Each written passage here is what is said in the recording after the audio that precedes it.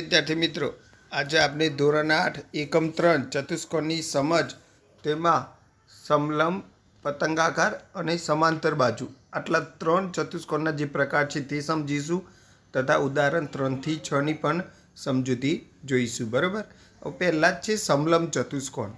તો સામસામેની બાજુઓની ફક્ત એક જોડ સમાંતર હોય તેવા ચતુષ્કોણ છે. અહીંયા આકૃતિ ઉપરથી જોઈ શકીએ છીએ કે આમાં જે એરો બતાવ્યો છે એ સમાંતર છે અને આ બે સમાંતર નથી. આમાં પણ જે એરો બતાવ્યો છે એ સમાંતર છે, આ બે સમાંતર નથી. અહીંયા પણ જુઓ તમે આ રીતે આ જે એરો બતાવ્યો છે એ સમાંતર છે, આ નથી. આમાં આ બે જોડ સમાંતર છે. એટલે ટૂંકમાં કહી શકાય કે એક જ જોડ સમાંતર હોય, બીજી જોડ સમાંતર હોતી નથી. અહીંયા જો આમાંથી એક પણ સમલંબ ચતુષ્કોણ નથી. તો આ રીતના હોય તો એ સમલંબ ચતુષ્કોણ કહેવાય. અહીંયા આ રીતના હોય તો સમલંબ ચતુષ્કોણ કહેવાય નહીં. બરાબર. પતંગાકાર ચતુષ્કોણ. તો પાસેની બાજુઓની ફક્ત બે જોડ સમાન લંબાઈની હોય તેવો ચતુષ્કોણ છે. બરાબર. અહીં ઉદાહરણમાં જોઈ શકીએ છીએ આપણે કે અહીંયા બે જોડ સમાન લંબાઈની, એટલે કે આ જોડ સમાન લંબાઈની છે ને આ જોડ, અહીંયા આ જોડ સમાન લંબાઈની છે ને આ જોડ, અહીંયા આ જોડ સમાન લંબાઈની છે ને આ જોડ. તો આ પતંગાકાર ચતુષ્કોણ છે. આ પ્રકારના જો કોઈ ચતુષ્કોણ હોય તો એ પતંગાકાર ચતુષ્કોણ નથી. બરાબર. હવે વિકર્ણ પરસ્પર કાટખૂણે હોય છે. આમાં જો વિકર્ણ દોરવામાં આવે, વિકર્ણ એટલે શું? તો સામસામેને બિંદુને જોડતો રેખાખંડ. તો આમાં વિકર્ણ પરસ્પર કાટખૂણે હોય છે. એક વિકર્ણ બીજા વિકર્ણને કાટખૂણે દુભાગે છે. દુભાગેનો અર્થ સરખો ભાગ કરે છે. બરાબર. આપેલા આકૃતિમાં માપખૂણો બી બરાબર માપખૂણો ડી, આ બે ખૂણા હંમેશા સરખા હોય છે, જ્યારે માપખૂણો એ અને માપખૂણો સી સરખા હોતા નથી. બરાબર. આગળ જોઈએ આપણે સમાંતર બાજુ ચતુષ્કોણ.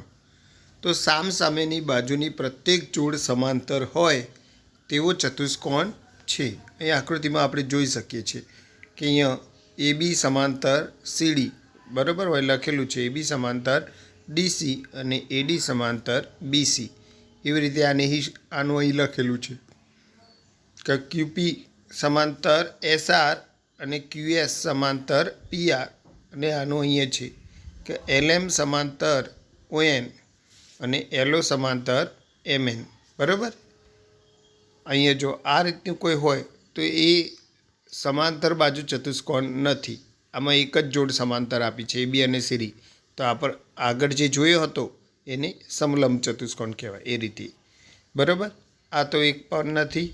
આગળ જોઈએ તો સામસામેની બાજુની લંબાઈ સમાન હોય છે. બરાબર. સામસામેના ખૂણાના માપ સમાન હોય છે. પાસેના ખૂણાઓના માપ પૂરક હોય છે, એટલે કે સરવાળો 180 અંશ થાય છે. વિકર્ણો એકબીજાને પરસ્પર દુભાગે છે, એટલે કે જે વિકર્ણો હોય એ પરસ્પર બે સરખા ભાગ કરે છે, જ્યાંથી છેદે ત્યાંથી. પાઠ્યપુસ્તક પાન નંબર 26 પર એક ઉદાહરણ 3 આપેલ છે કે આકૃતિમાં દર્શાવેલ સમાંતર બાદ ચતુષ્કોણ PQRS, આ PQRS છે એની પરિમિતિ શોધો. એમાં PQ આપણને 12 આપ્યો છે અને QR આપણને 7 આપ્યો છે.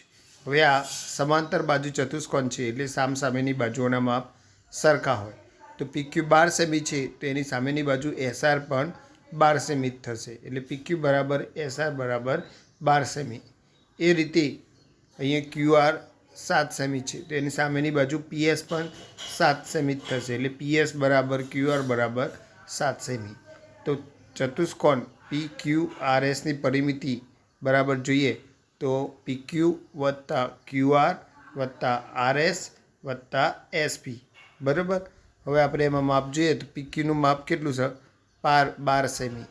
QRનું માપ છે 7 સેમી. RSનું માપ છે જે PQ બરાબર થાય તો 12 સેમી થશે, અને SP જે QR બરાબર થાય એટલા માટે 7 સેમી. હવે આ બધા જે જવાબ મળે આપણને એ બધાનો આપણે શું કરવું પડશે? સરવાળો. તો બધાનો સરવાળો કરો તો કેટલો જવાબ આવે? 12 12 24 અને 7 7 14, એટલે 24 અને 14નો સરવાળો કરો તો જવાબ આવશે 38 સેમી. બરાબર. અગાડી પાઠ્યપુસ્તક પાન નંબર 27 ઉપર ઉદાહરણ 4 આપેલું છે કે આકૃતિમાં BE એસ ટી એ સમાંતર બાજુ ચતુષ્કોણ છે જેમાં એક્સ, વાય અને ઝેડ એના મૂલ્યો શોધો. બરાબર. તો સૌથી પહેલાં આપણે વાત કરીએ કે સમાંતર બાજુ ચતુષ્કોણમાં સામસામેના ખૂણાઓના માપ સરખા હોય છે. સામસામેના ખૂણાઓના માપ. હવે આપણે જોઈએ છીએ કે અહીંયા 100નું માપ આપી દીધું છે અને એના સામે એક્સ આપ્યું છે. એટલે એનો અર્થ શું થાય કે માપ ખૂણો બી બરાબર માપ ખૂણો એસ. બરાબર. માટે એક્સ બરાબર 100 થાય. એટલે આપણને એક્સનું મૂલ્ય તો સીધે સીધું મળી જ જાય છે. બરાબર. બીજું એક્સ બરાબર વાય થશે. કઈ રીતે? તો આપણે 7મામાં બની ચૂક્યા છીએ કે એક્સ અને વાય એ કઈ જોડ છે? તો અનુકોણની જોડ છે. કઈ જોડ છે? અનુકોણની. એટલે અહીંયા લખવું પડશે આપણે કૌંસમાં કે એક્સ અને વાય એ અનુકોણની જોડ છે. બરાબર. માટે વાય બરાબર પણ 100 થશે. કારણ કે એક્સ બરાબર 100 થયું એટલે વાય બરાબર પણ 100 થશે. હવે ઝેડની વાત કરીએ તો ઝેડ અને વાય રૈખિક જોડ છે. ઝેડ અને વાય કઈ જોડ રચે છે? રૈખિક જોડ. એટલે કે બંનેનો સરવાળો 180° થાય છે. માટે ઝેડ વત્તા વાય બરાબર 180°. જેમાં વાયની કિંમત આપણે હમણાં જ શોધી કાઢી હતી 100. માટે ઝેડ વત્તા 100 બરાબર 180. 100 પ્લસ છે બરાબરની આ બાજુ આવી જાય તો માઇનસ થશે. એટલે ઝેડ બરાબર 180 ઓછા 100. માટે ઝેડ બરાબર 80°. બરાબર. આ રીતે આપણે એક્સનું મૂલ્ય શોધી 100, વાયનું મૂલ્ય પણ શોધી 100 અને ઝેડનું મૂલ્ય મળ્યું આપણને 80. બરાબર. હવે પાઠ્યપુસ્તક પાન નંબર 27 ઉપર પણ એક ઉદાહરણ 5 આપેલું છે. આ રીતની એક આકૃતિ આપી છે સમાંતર બાજુ ચતુષ્કોણની, જેને રિંગ નામ આપ્યું છે RING. એને કહે છે માપ ખૂણો R 70 હોય તો બીજા ખૂણાઓના માપ શોધો. તો આપણને ખબર છે પહેલાં તો કે સમાંતર બાજુ ચતુષ્કોણમાં સામસામેના ખૂણાઓના માપ સરખા હોય છે. એટલે આ 70 હોય તેની સામેનો ખૂણો કયો? તો સીધો N. એ પણ 70 થાય. એટલે પહેલાં આપણે લખી દઈએ કે માપ ખૂણો R બરાબર માપ ખૂણો N. બરાબર. અને એમ માપ ખૂણો કહેવાય. એટલે કે અંગ્રેજીમાં એને મેજર એંગલથી પણ ઓળખવામાં આવે છે. એટલે માપ ખૂણો R બરાબર માપ ખૂણો N. હવે માપ ખૂણા Rનું માપ આપી દીધું છે આપણને. કેટલું આપ્યું છે? 70. માટે માપ ખૂણો N બરાબર પણ 70 થશે. ચલો એક ખૂણો તો મળી ગયો આપણને. હવે આપણને કહે છે કે સમાંતર બાજુ ચતુષ્કોણ આપણે હમણાં જ નિયમ જોયા હતા કે પાસ પાસેના ખૂણા પૂરક હોય છે. પૂરક એટલે આ પાસ પાસેનો ખૂણો છે. તો આ બેનો સરવાળો કેટલો થાય? 180°. તમે જીની આઈ લો તો પણ ચાલે. અહીંયા પણ આ બેનો સરવાળો કેટલો થશે? 180°. મેં આર અને જી લીધેલા છે. આ બે કે માપ ખૂણો R વત્તા માપ ખૂણો G બરાબર 180°. માપ ખૂણો Rનું માપ 70 આપ્યું છે. એટલે 70 વત્તા માપ ખૂણો G બરાબર 180°. 70 પ્લસ છે બરાબરની આ બાજુ શું થાય? માઇનસ. માટે માપ ખૂણો G બરાબર 180° ઓછા 70. 180માંથી 70 બાદ કરો તો માપ ખૂણો G બરાબર 110° આવશે. બરાબર. હવે માપ ખૂણો G બરાબર માપ ખૂણો I કોના આધારે? તો આ નિયમના આધારે.